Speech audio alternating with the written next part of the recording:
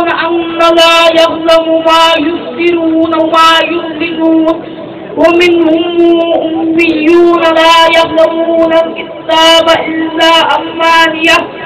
إلا أمانية وإن هم إلا يظنون وويل الذين يكتبون الكتاب بأيديهم ثم يقولون هذا من عند الله ليشتروا به ثمنا قليلا وويل لهم ما كتبت أيديهم وويل لهم ما يكسبون وقالوا لم تمطر النار إلا أياما معدودة قل اتخذتم عند الله عهدا فلن يخلف الله وعده أم تقولون على الله ما لا تعلمون بل من كتب سيئة آتت به خطيئته أولئك أصحاب النار هم فيها خالدون والذين آمنوا وعملوا الصالحات أولئك أصحاب الجنة هم فيها خالدون وإذا أخذنا ميثاق بني إسرائيل لا تعبدون إلا الله وبالوالدين إحسانا وذي القربى واليتامى والمساكين حقوق للناس وأقيموا الصلاة وآتوا الزكاة ثم توليتم إلا قليلا منكم وأنتم معرضون وإذا أخذنا ميثاقكم لا تسفكون دماءكم ولا تخرجون أنفسكم دينكم ثم أغرضتم وأنتم تشهدون ثم أنتم هؤلاء تقتلون أنفسكم وتخرجون فريقا منكم من دير تظاهرون عليهم بالإثم والعدوان وإن يأتوكم أسارى تبادوا وهو محرم عليكم إخراجهم أفتؤمنون ببعض الكتاب وتكفرون ببعض وما جزاء من يفعل ذلك منكم إلا خزي في الحياة الدنيا ويوم القيامة يردون إلى أسد العذاب وما الله بغافل عما يعملون أولئك الذين اشتروا الحياة الدنيا بالآخرة فلا يخفف عنهم العذاب ولا هم ينصرون ولقد آتينا موسى الكتاب وقفينا من بعد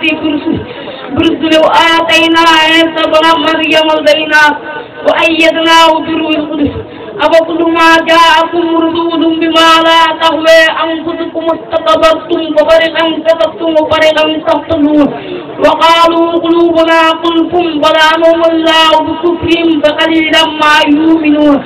ولما جاءهم كتاب من عند الله مصدق لما معهم وكانوا من قبل يستفتحون الذين كفروا ولما جاءهم ما عرفوا كفروا به ولعنة الله على الكافرين بئس ما اشتروا به أنفسهم أن يكفروا بما أنزل الله بغيا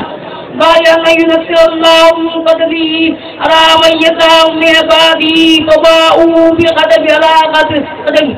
والكافر عذاب مهين وإذا قيل لهم آمنوا بما أنزل الله قالوا نؤمن بما أنزل علينا ويذكرون بما وراءه والحق مصدقا لما معهم قل فلم تقتلون أنبياء الله من قبل إن كنتم مؤمنين بسم الله الرحمن الرحيم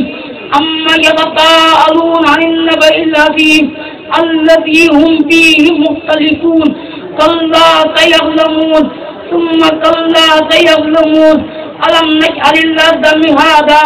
والجبال أوتادا وخلقناكم أزواجا وجعلنا الليل لباسا وجعلنا النهار معاشا وبنينا فوقكم سبعا شدادا وجعلنا سراجا وهاجا وأنزلنا من المعصرات ماء ثجاجا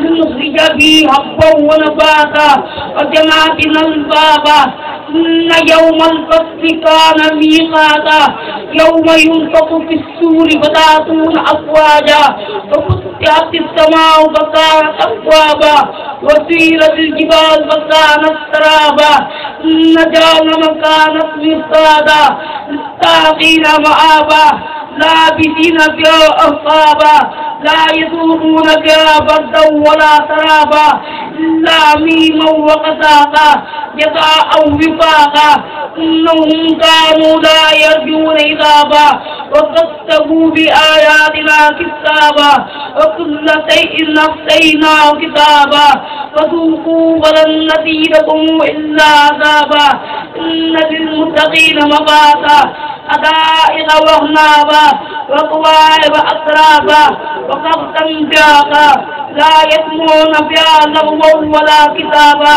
جزاء من ربك عطاء حسابا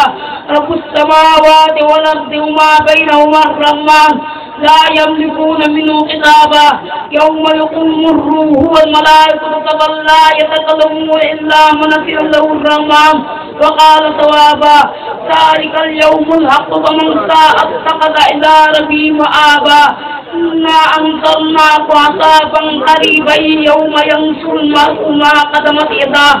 ويقول الكافر يا ليتني كنت ترابا بسم الله الرحمن الرحيم والناشئات غرقا والناشطات نشطا والسابحات سبحا والسابقات سبقا والمدبرات أمرا يوم ترجف الراجفة تتبعها الرادفة قلوب يومئذ واجفة أبصارها خاشعة يقولون أئنا لمردودون في الآخرة إذا كنا عظاما نخرة قالوا تلك إذا كرة خاسرة إنما هي شجرة واحدة فإذا هم بالساهرة ألا تهتدي ثمود إذ نادوا ركوب في الوادي المقدس طوى اذهب إلى فرعون إنه طغى فقل هل لك إلى أن تستطيع أهديك إلى ربك فتخشى فأريه الآية الكبرى فكذب وعصى ثم أدبر يسعى فاعترف نادى فقال أنا ربكم الأعلى أخذ الله نكال الآخرة وجوده